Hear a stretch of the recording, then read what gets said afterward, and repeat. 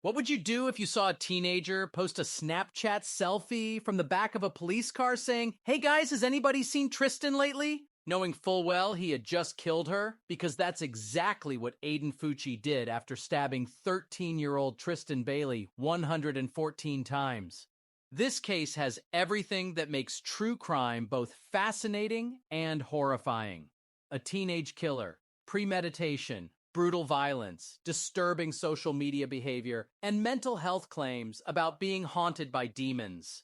By the end of this video, you'll understand how this Florida teen went from normal high school student to serving a life sentence for one of the most shocking murders in recent memory. You know what's messed up? When a teenage boy stabs someone 114 times and then posts on social media about it like it's nothing. This isn't some horror movie plot. This is what happened on Mother's Day 2021 in St. Johns County, Florida. It started when 13-year-old cheerleader Tristyn Bailey's family woke up and realized she wasn't home. What should have been a normal breakfast turned into a parent's worst nightmare. They frantically searched every room in the house before making that dreaded call to 911. While the community was still out searching, police were already questioning 14-year-old Aiden Fucci. Why him? He was the last person seen with Tristyn. But instead of showing any concern for his missing classmate, this kid had the audacity to suggest she'd gone off to meet some drug dealer. Like, really? That's your story? A cheerleader just randomly decided to go meet a drug dealer in the middle of the night? The situation went from bad to horrific later that day when a jogger discovered Tristyn's body in the woods near the end of a cul-de-sac close to her home. I can't even imagine what that jogger went through, just out for a run and stumbling across something so nightmarish. But what happened to Tristyn was beyond anything anyone could have anticipated. The medical examiner found she had been stabbed 114 times. Let that sink in. 114 stab wounds. Even more telling, 49 of those wounds were on her hands and arms, showing this young girl fought for her life with everything she had. But the true character of Aiden Fucci revealed itself in what he did next. While sitting in the back of a police car during questioning, this kid took a selfie giving a peace sign with the caption, "Hey guys, has anybody seen Tristyn lately?" and posted it on Snapchat. I mean, who does that? Who murders someone and then posts about them on social media like it's some kind of sick joke? When detectives searched Fucci's home, the evidence they found painted an even darker picture.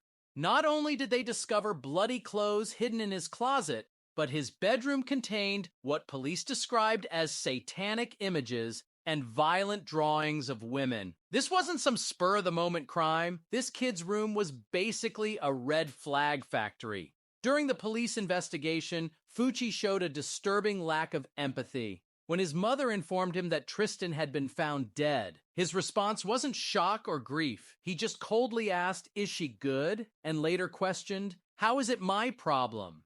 I'm sorry, but what kind of person reacts that way after someone they know has been murdered? Especially when you're the one who did it. The murder weapon itself tells part of the story. A hunting knife that investigators found in a nearby pond, approximately 140 feet from where Tristyn's body was discovered. And here's a detail that shows the brutal force used in the attack. The tip of the knife had broken off and was embedded in Tristyn's skull. I'm not trying to be graphic here, but it shows the level of violence this teenage boy was capable of. Throughout the entire investigation, everyone who interacted with Fucci noted his bizarre lack of remorse. This wasn't a crime of passion or a momentary lapse in judgment. All evidence pointed to a calculated, brutal attack by someone who simply didn't care about the life he had taken. While investigators saw a remorseless killer, Fucci's courtroom persona took a dramatic turn when he started screaming about demons. The timing couldn't have been more suspicious. This kid had just coolly stabbed someone dozens of times, but suddenly, when facing consequences, he's hearing voices. The justice system had to figure out whether they were dealing with a calculated murderer or someone genuinely battling mental illness. What makes this whole case even creepier is what investigators discovered about Fucci's plans. This wasn't some spontaneous rage incident or fight gone wrong. Days before he killed Tristyn, He literally told his girlfriend exactly what he was planning to do, like he was reading from a script he'd already written in his head. According to what came out in court, he specifically told her it would be at night. He would drag someone into the woods, and he would stab them, and it would happen within a month. But the most chilling part? He added that he would act innocent, keep killing, and run away. Yeah, you heard that right. Keep killing. This wasn't going to be a one-time thing in his mind. As his case moved toward trial, Fucci's behavior got increasingly bizarre. During one pretrial video conference from jail, he completely lost it, screaming, "Please don't let the demons take my soul. The demons are going to take my soul away." Then he switched to this childlike voice asking, "Why am I here? I just want to talk to my mom and dad." Look, I'm not saying people can't have legitimate mental health issues, but the timing of these outbursts raised some serious questions. His defense team wasn't playing around, though. They submitted a 17-page filing, arguing that Fucci had serious mental health problems that should factor into his sentencing. Even his grandmother made an emotional plea to the judge, begging, "Please don't take him out of our lives forever. I know there is some good in Aiden. I mean, family's gonna family, right? They always see the good, even when everyone else is looking at a monster." The case took an unexpected turn in February 2023. Just as his trial was about to begin, the now 16-year-old Fucci suddenly changed his plea to guilty for first-degree murder. This move effectively shut down the trial process, which would have exposed even more disturbing details about the crime to the public. Convenient timing? Maybe. Smart legal strategy? Definitely. After pleading guilty, Fucci wrote this letter to the court apologizing to Tristyn's family. "I'm sorry for all the pain I caused to the Bailey family. I'm sorry to the friends, brothers, sisters, mom, dad, and any other family relatives.